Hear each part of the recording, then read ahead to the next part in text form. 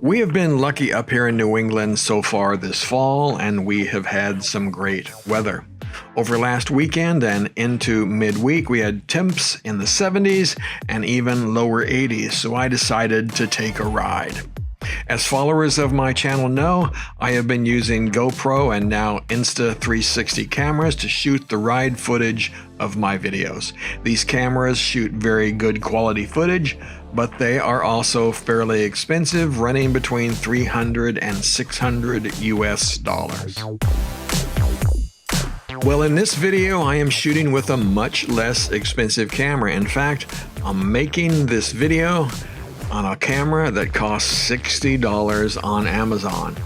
Now, there will be links in the description of the video with any discount codes that I am given, so if it looks like something you want to try, well, please help support the channel and use the links. This inexpensive camera is called the IceFox i8 action camera, and it can shoot up to 4K at 60 frames per second, but there is a little caveat we will discuss in a minute. It has a 5x zoom, optimize EIS, that's electronic image stabilization, and 2 screens. The package IceFox sent me came with a dive case, a wireless remote, battery charger, 2 batteries, and a number of mounts. At first glance, the camera seems well made, but it is not as robust as the higher end units, which is something I expected. For motorcycle use, which is what I'm going to concentrate on, I think you would definitely want to use the dive housing for protection. The camera is not waterproof on its own, and if dropped, it could definitely be damaged. The battery is inserted at the bottom of the camera and the SD card on the side next to a USB-C port. You will also notice a 1/4 inch threaded mount on the bottom of the camera. To turn the camera on, you press the OK button for 2 seconds. The backward-facing touchscreen works well, but it can be a little tough for fat-fingered guys. The menus are easy to use, but I did find them to be finicky on occasion. Might have something to do with those fat fingers. Now, I won't get into details on how to use this camera, but it has a lot of things that you can set, such as your video resolution. I use 4K 30 frames per second. You can also set your video quality. I set it to high. You can use EIS, that is your electronic image stabilization, either on or off. I had it on. I set my white balance to auto. I set my metering mode to average, and I just use the auto ISO as well. There are also several shooting modes that you can switch between. There's normal video, slow motion video, loop video, time-lapse video, normal photo, auto timer photo, burst photo, and time-lapse photo. Again, I'm not going to get into all of these features. I'm going to focus on how I would use the camera on a motorcycle. Now, during my ride, I was shooting at 4K 30 frames per second with the EIS on. Even though the camera is capable of shooting 4K 60 frames per second, when you're using the EIS, you are limited to 30 frames per second. As I mentioned, there are 2 screens, one rearward facing and one forward. You can only use one of those at a time. To change screens, you press and hold the M button on the side of the camera. It takes about 3 seconds for the screens to switch. With my spinning mount, I am easily able to point the camera forward and backward. However, switching between front and rear screens would require me to press and hold that button for 3 seconds, and that's probably not a good idea while I'm riding.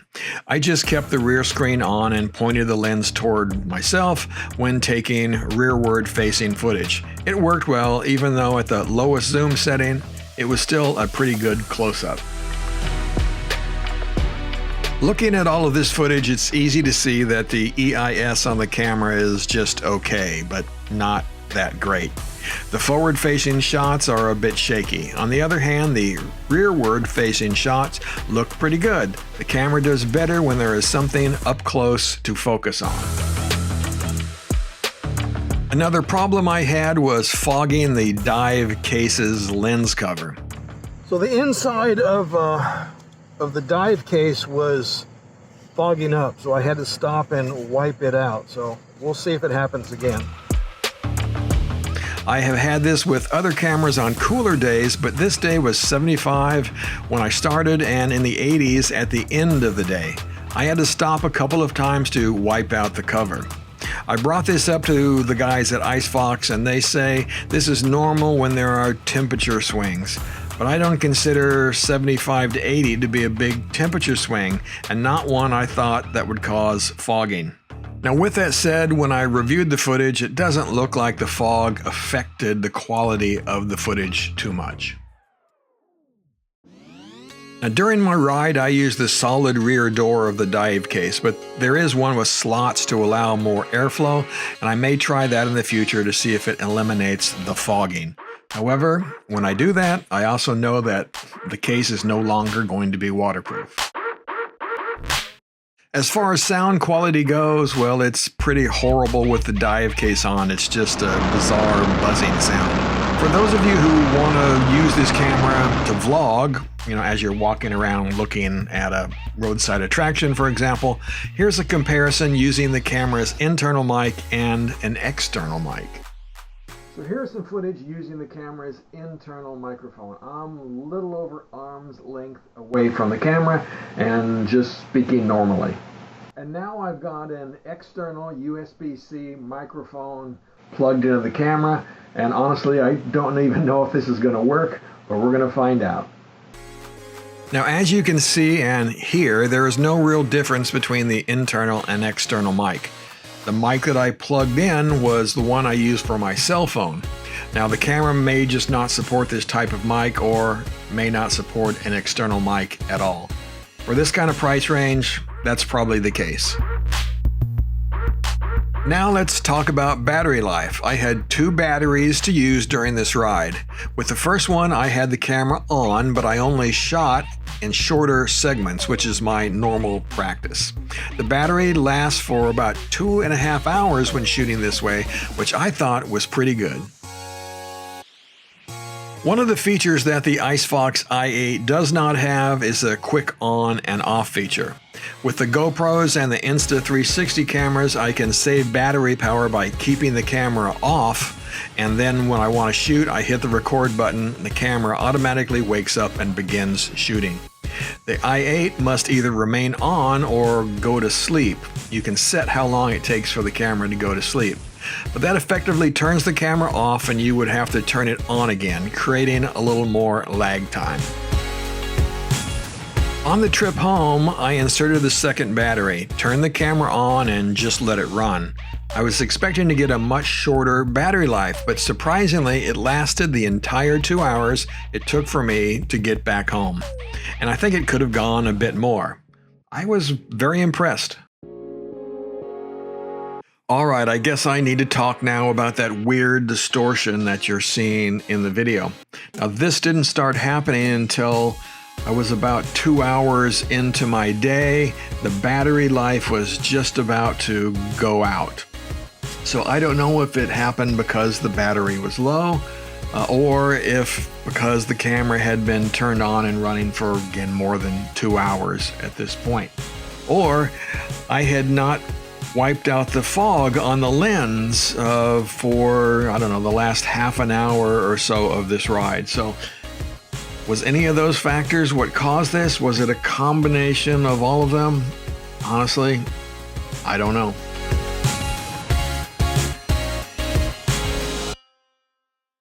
To try and answer this question, I took a look at the first segment of footage that I shot on the way home, and I was again getting this weird distortion.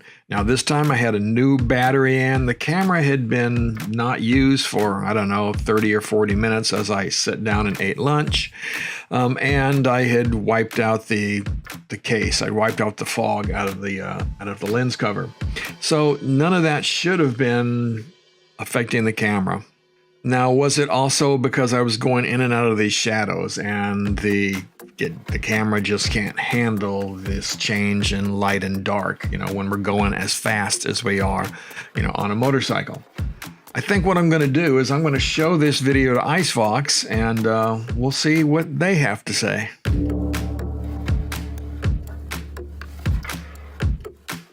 So I did send that video to IceFox, and they were very nice. They responded to me. Well, at least initially. They told me they'd take a look at it and get back to me, and it's now been over a week, and, well, they haven't responded. So I just have to go with what I think is going on. And that is that I believe that the sensor in this camera, remember it is only a $60 camera, well, it just can't keep up with the speed, the shadows, and the fact that the sun is now very high in the sky and maybe a little bit out in front of me. See, when I was headed out to lunch, well, the sun was lower in the sky and it was behind me, and now after lunch, well, it has changed position. So I believe, again, that's what's going on with this camera. The bottom line to this IceFox i8 action camera is that it is inexpensive at $60, has excellent battery life, and it's easy to use. There are a few cons, however. The electronic image stabilization is not that effective for motorcycle travel. It worked well for backward-facing shots, but not when looking at the road. It's a bit shaky. There is also no quick on and off feature, and practicality would force a biker to use the waterproof dive case. The sound quality is, as I said, very bad, and there is a tendency for the lens cover to fog up. While having the forward screen to frame shots would be nice to have, it requires too much button pressing to worry about while moving. I could easily get by without needing that front screen, however.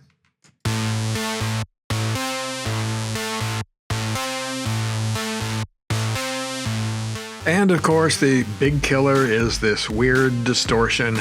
Yeah, it looks like when the sun gets high in the sky. Would I consider replacing one of my more expensive cameras with the IceFox i8? Well, no. I mean, the quality of the footage, the image stabilization, and of course, that weird distortion, well, that just blows it out of the water for me. Who this camera would be good for are folks just getting into making videos. They might not want to spend a lot of money to get their feet wet. Also, if a kid wanted to start filming his or her bike rides, skateboarding, or other activities, this would be a good low-cost option. As with just about everything, it all depends on your needs and, of course, your budget.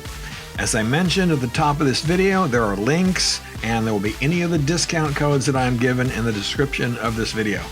As always, keep riding safe and keep squeezing your lemon.